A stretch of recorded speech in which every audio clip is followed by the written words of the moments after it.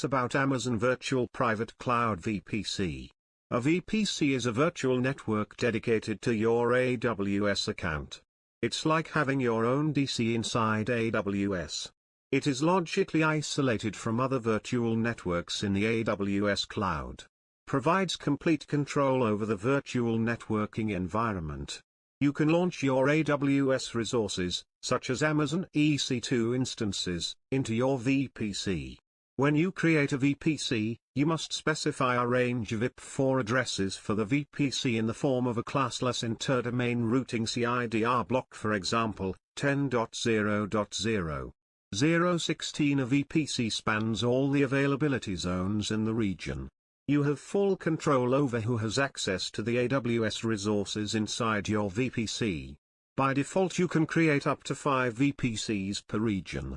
A default VPC is created in each region with a subnet in each availability zone.